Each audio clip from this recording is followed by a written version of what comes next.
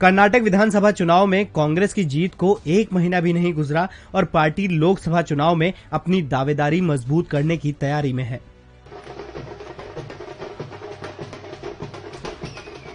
दरअसल साल 2019 के लोकसभा चुनाव में कर्नाटक में कांग्रेस महज एक सीट पर सिमट गई थी।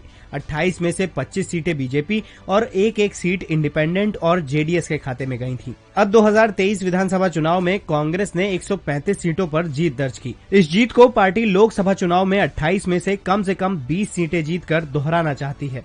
मंत्रिमंडल के गठन को लेकर दिल्ली में मीटिंग्स हुई, जिसमें हर नाम जाति और क्षेत्र को देखते हुए तय किया गया है।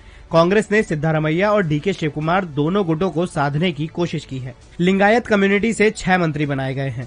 इनकी डिमांड थी कि उनकी कम्युनिटी के नेता को डिप्टी सीएम बनाया जाए, लेकिन ऐसा नहीं हो पाया। वहीं बीजेपी से कांग्रेस में शामिल होने वाले लिंगायत कम्युनिटी के जगदीश शेट्टार और लक्ष्मण सावदी को मंत्री पद नहीं दिया गया। वोक्कालिगा कम्युनिटी से 4 विधायकों को मंत्री बनाया गया है। एससी से 3, एसटी से 2 और ओबीसी से 5 मंत्री बनाए गए हैं। कुरुबा, राजू, मराठा और मोगावीरा कम्युनिटी से भी एक विधायक को मंत्रिमंडल में शामिल किया गया है। ब्राह्मण चेहरे के तौर पर विधायक दिनेश गुंडूराव को मंत्रिमंडल में जगह दी गई है। वहीं कैबिनेट में लक्ष्मी हेबलकर इकलौती महिला मंत्री हैं।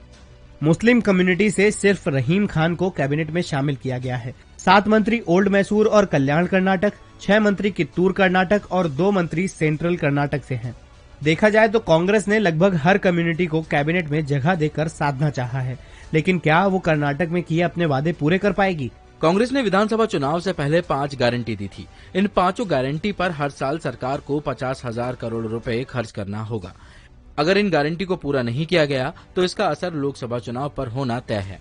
कई राज्यों में ये भी देखा गया है कि विधानसभा में बीजेपी भले ही हार जाए, लेकिन लोकसभा में वो वापसी करती है। वहीं इस मामले में बीजेपी प्रवक्ता गणेश कर्णिक का कहना है, हमारा वोट बैंक कम नहीं हुआ है, सिर्फ सीटें कम हुई हैं। जेडीएस के वोट कांग्रेस में शिफ्ट हो गए, इसीलिए उनका वोट बैंक 43% के आसपास चला गया।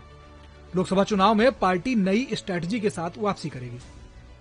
कांग्रेस कर्नाटक में लोकसभा चुनाव जीते या ना जीते, लेकिन वो लिंगायत और वोक्कालिगा कम्युनिटी को साथ